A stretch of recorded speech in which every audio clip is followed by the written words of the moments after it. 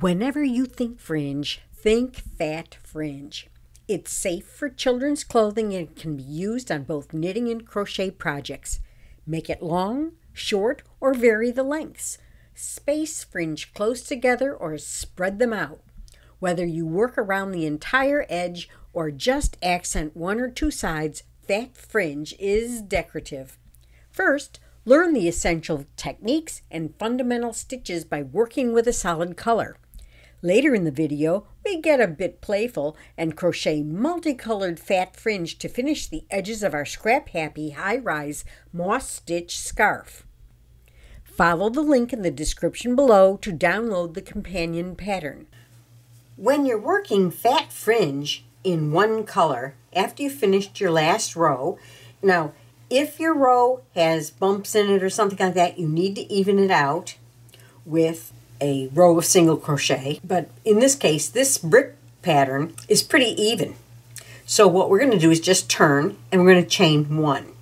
And in the very first stitch, we're going to pull up a loop and complete a single crochet.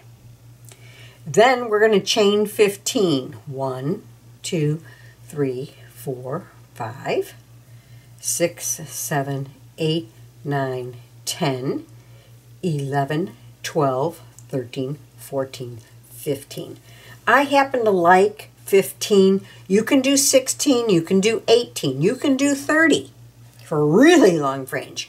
Or you can even do shorter, like 3 or 4 or 5. But remember, it's going to be, you're going to do one more chain than you want stitches, because that last chain is a turning chain. In the second chain from the hook, now roll the chain over to expose that third loop on the back, and you're always going to be working in the third loop all the way to the end.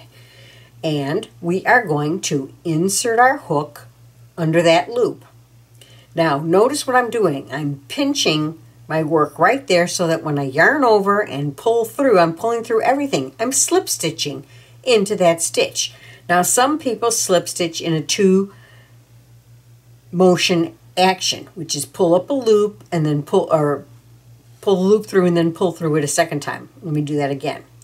Where they insert their hook, they pull the loop through, and then in the second action pull through there.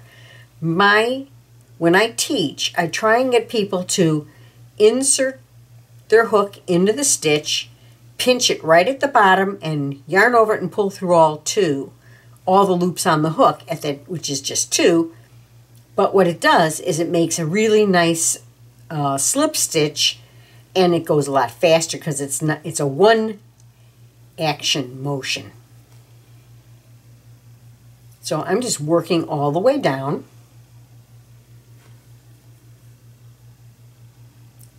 The back of this chain. If you do a shorter chain, now if you do a shorter chain, you're obviously going to do less stitches. It'll be one less than the number of chains that you make. So in 15, we're going to be working for 14 stitches down the back. And we have a few more to go. When you run out of those back loops, then you know you're finished. Okay, we're getting close. And that's it, right there. So there is our fat fringe. But let me show you how to finish it. You want to insert your hook into the same stitch where you did the single crochet, pull up a loop, then insert it into the next stitch, the top 2 loops of the next stitch over, and pull up a loop. You have 3 loops on hook, you're yarning over and pulling through all 3. That does it does 2 things. That's called a single crochet 2 together, but it closes the bottom of this fringe so it's nice and neat. Now you can work a couple of single crochets over to the next place where you want to put a piece of fringe, but the next one, in my case, I want to do it relatively closely. So I'm going to insert my hook. Now this is the one that I had put the stitch in. So I'm going to insert my hook into the next stitch, pull up a loop, and work a single crochet. And then I'm going to chain 15. or whatever the number is. There we go. We now have 15. Roll it over, and we're going to slip stitch under that back loop in the second chain from the hook, and then 1 in each one all the way to the end. That gives us 14 slip stitches. And here's 14. Okay, now we're back to our single crochet. We're going to insert our hook in the very same stitch, pull up a loop, insert it in the next stitch, pull up a loop, yarn over and pull through all 3 loops. Another single crochet, 2 together. Now, when you get to the end, you want to pull your little fringes out, and I'll give you a couple hints when we get all finished. So I'm going to work across this, and I'll meet you when I get to the end. Okay, here's my last one, my last slip stitch, and instead of going, as you can see, I have no more stitches here, so what I'm going to do is just insert into that stitch, and I'm going to work 1 single crochet and end off.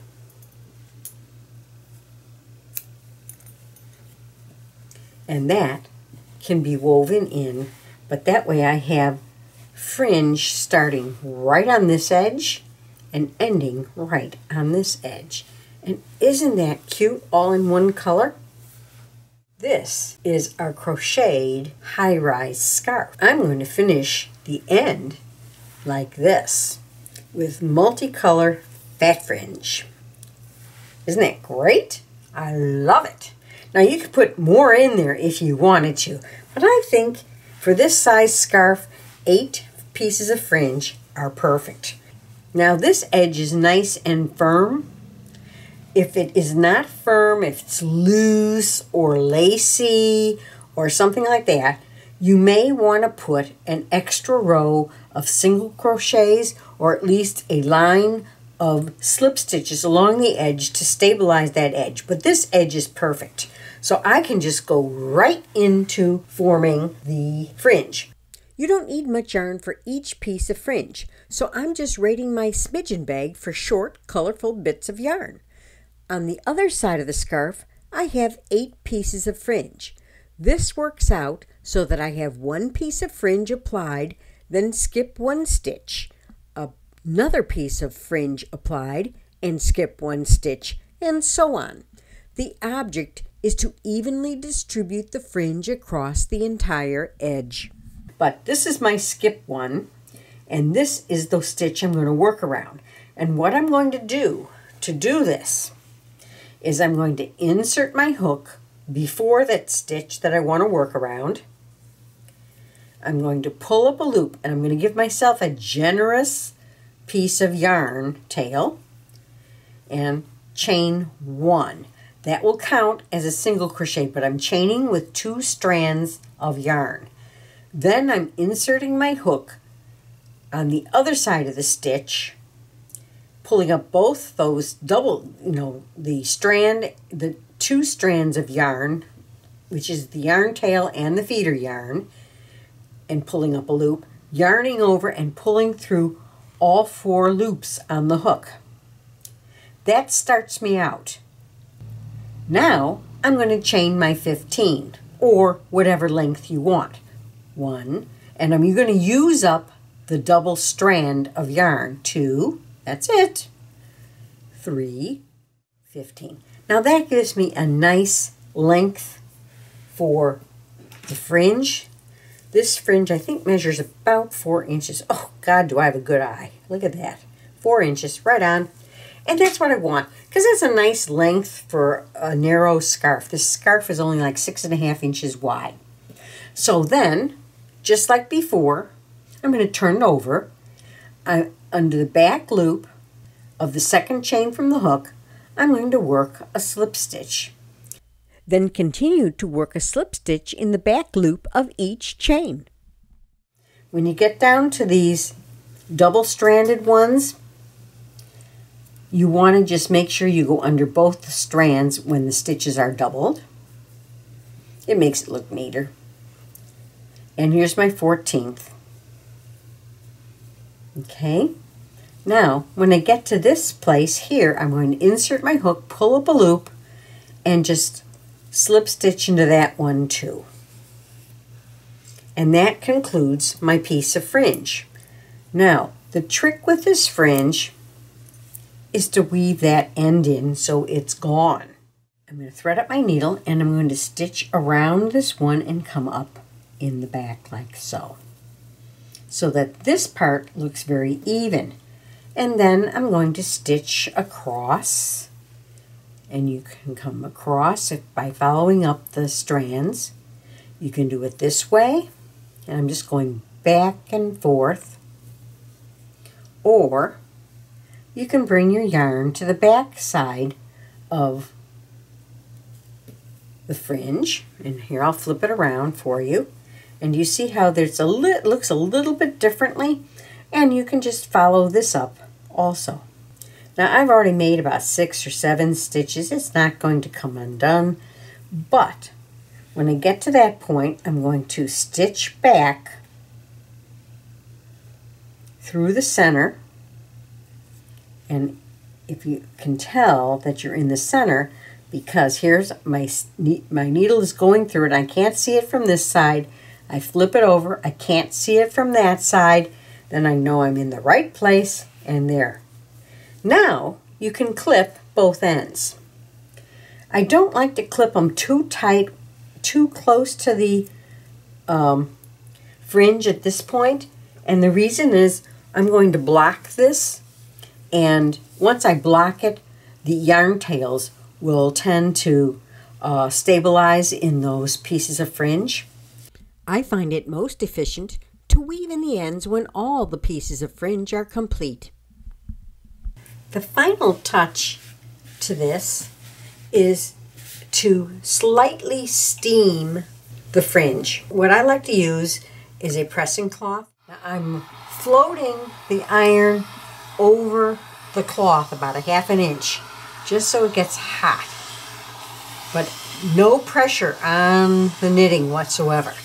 Now after I've steamed it a little bit, I'm going to lift it up, and you see how it's relaxing now? So they're not so severe curling. Yeah, that's just what I want. And I'm not doing the rest of the scarf. I'm just doing the fringe. Oh yeah. If you have a steamer, that's even better. And so you can see the difference between these two. This one's stiffer, these are softer, and they're floppier. So that's perfect. Now we can set that aside and do this side.